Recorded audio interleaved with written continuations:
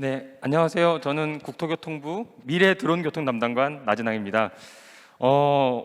지금 오늘 포럼의 주제가 이제 마rs인데요. 어떻게 보면은 제가 하고 있는 UAM이라는 업무가 이 마rs에 어떻게 보면은 이 조금 마이너한 집약체가 아닐까라는 생각을 하게 되는데, 제가 오늘 설명드릴 사항은 모빌리티로서 우리나라가 그 UAM을 어떻게 보고 있는가, 그리고 이를 위해서 어떤 목표를 설정했는가, 그리고 이 목표를 달성하기 위해서 우리가 무엇을 하고 있는가를 중심으로 설명을 드리도록 하겠습니다. 먼저 결국에는 모빌리티를 얘기하려면 결국엔 도시를 생각할 수밖에 없는데요.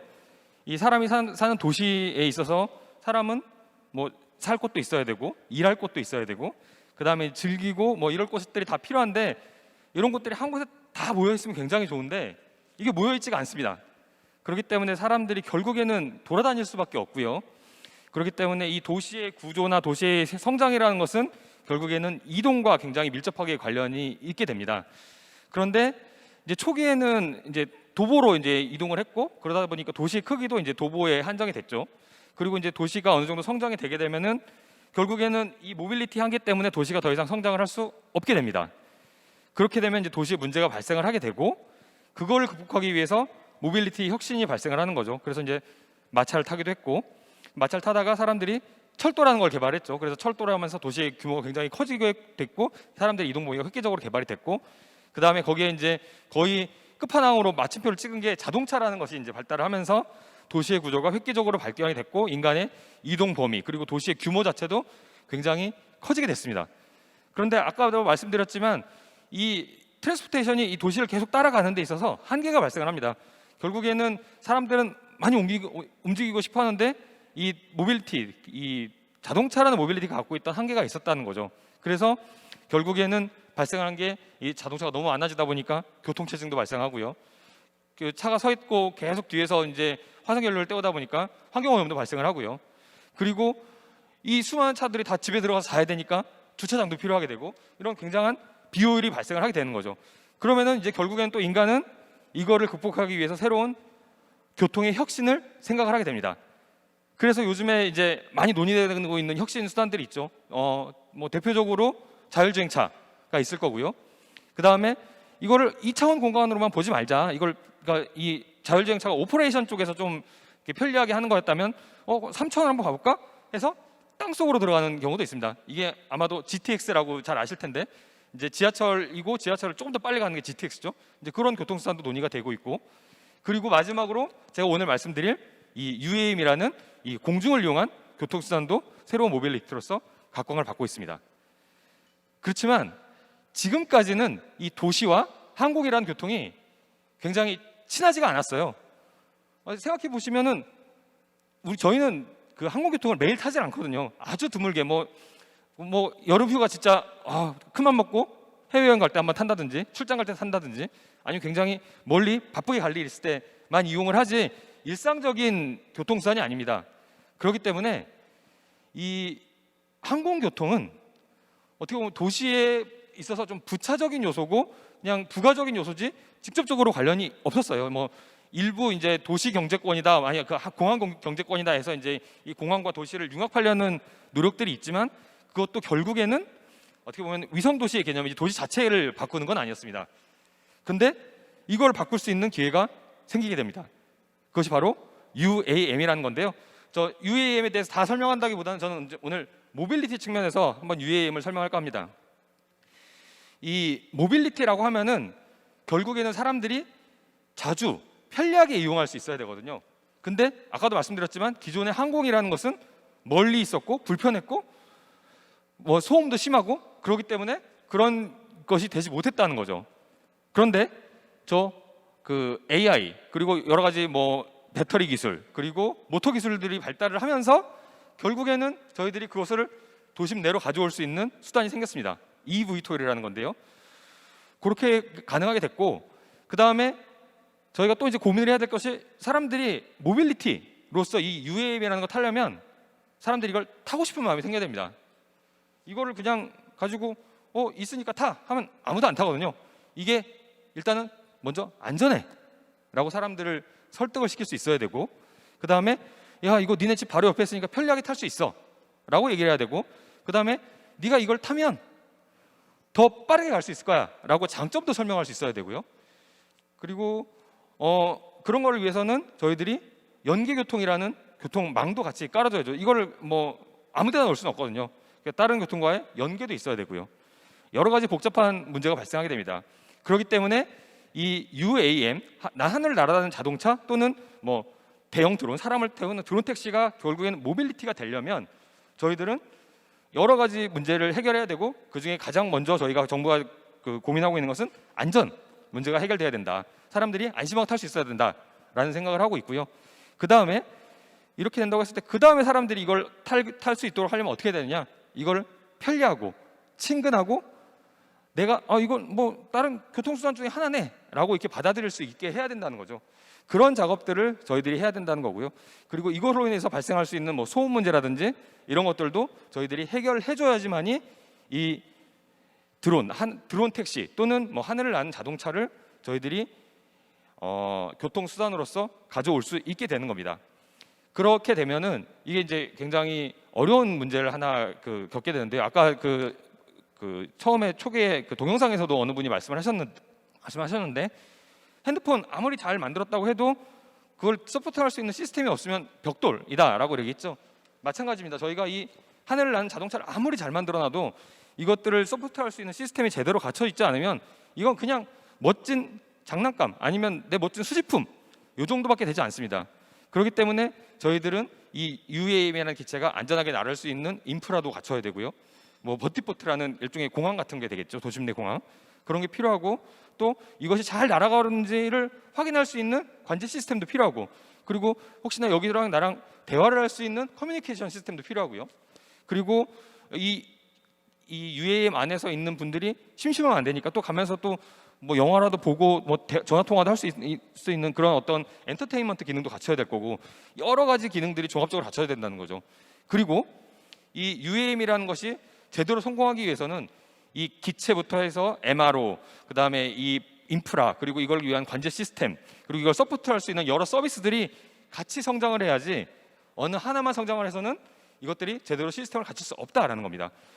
그리고 이 UAM의 성장 속도는 결국에는 그 중에서 가장 뒤처진 것에 의해서 속도가 결정이 되게 될 거다라는 거죠. 그렇기 때문에 저희들은 항상 이런 종합적인 접근, 그리고 안전과 이 국민들의 수용성이라는 것을 염두에 두고 정책을 만들었습니다.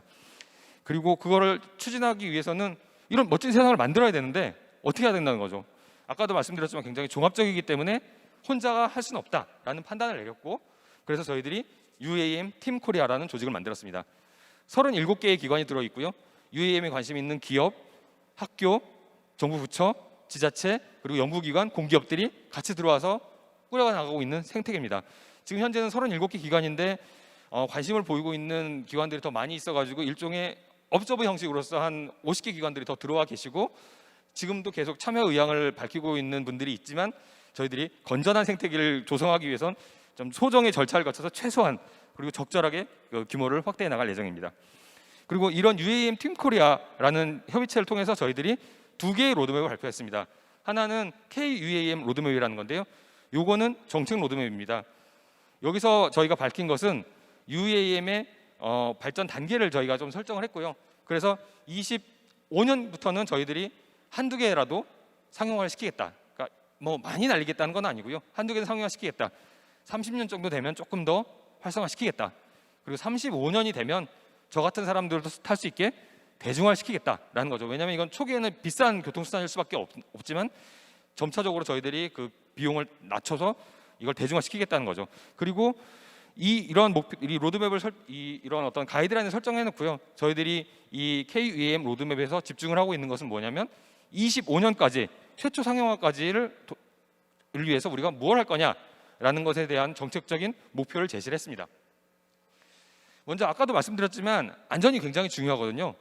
그렇기 때문에 근데 그 안전을 위해서는 최소한의 안전 장치가 필요합니다. 도대체 이 UAM이란 기체는 어떤 절차를 통해서 날아야 되는가, 그리고 여러 가지 있는 기계들의 성능이라든지 인증이라든지 이런 것들은 어떻게 진행할 것인가 라는 기준을 만들어야 된다는 거죠. 어떻게 보면은 이 기준은 이 발전을 저해하는 요소가 될 수도 있지만 모빌리티 입장에서는 안전과 연계되기 때문에 적절한 정도의 기준이 오히려 이 모빌리티의 발전을 촉진할 수도 있는 것이라고 생각을 하고 있고요. 그렇기 때문에 저희들이 이런 것을 위해서 준비하고 있는 것이 하나 있습니다. KUAM 그랜드 챌린지라는 건데요. 이거는 뭐냐면 실제로 UAM 기체를 갖다 놓고 여러 시스템을 갖다 놓고 얘가 잘 뜰 수 있는지, 어떻게 운영을 해야지 가장 효율적인지를 테스트해 볼 수 있는 실증 사업입니다. 올해 지금 설계를 진행 중에 있고 내년 정도면 초기 첫 번째 인프라가 완성이 될 거고요. 그 다음부터 이걸 실제로 UAM을 가지고 현장에서 실험을 하게 될 것입니다. 그리고 이것을 1단계로 진행을 한 다음에 이 1단계는 개발지에서 진행을 할 거고요.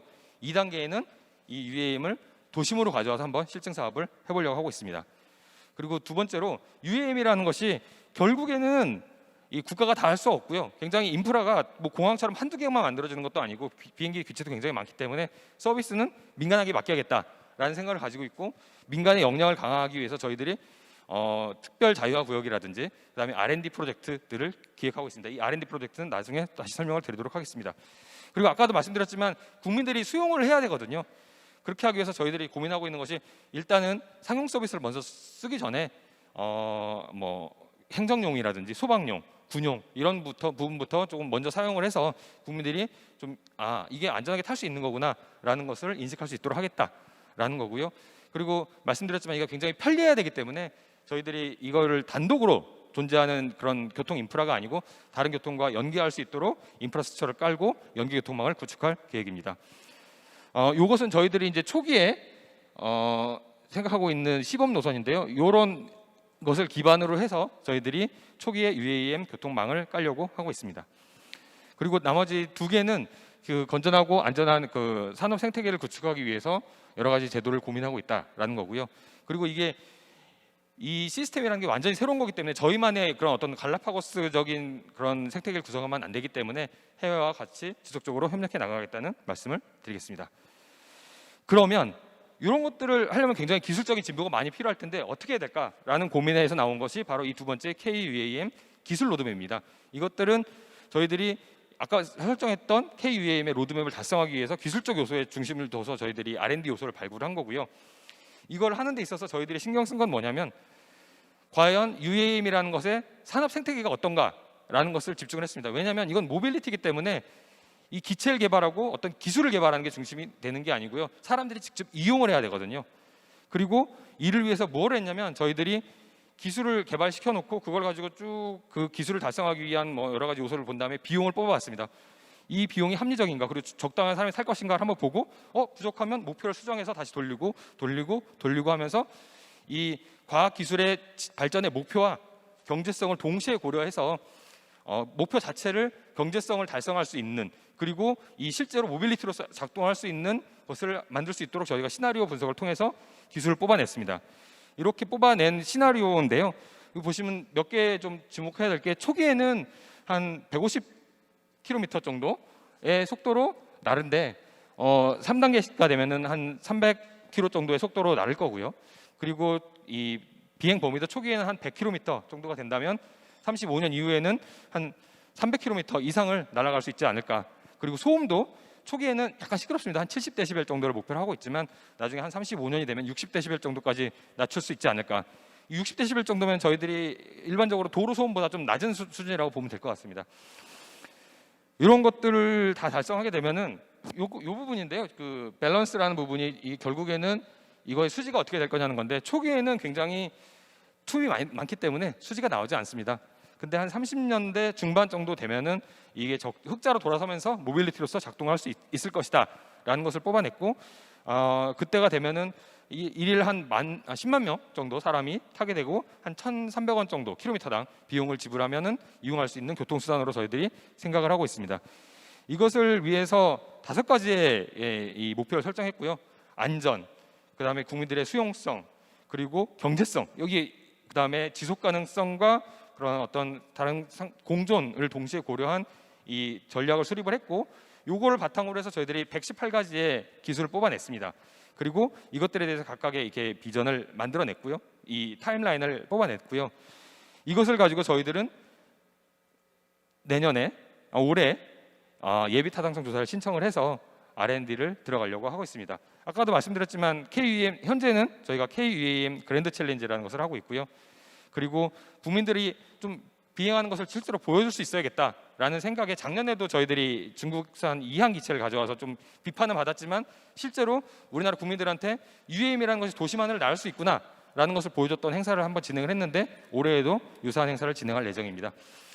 그리고 아까도 말씀드렸지만 관련 기준을 만드는 게 굉장히 중요하기 때문에 저희들이 이것을 위해서 제도화를 하기 위한 용역에 착수를 했습니다.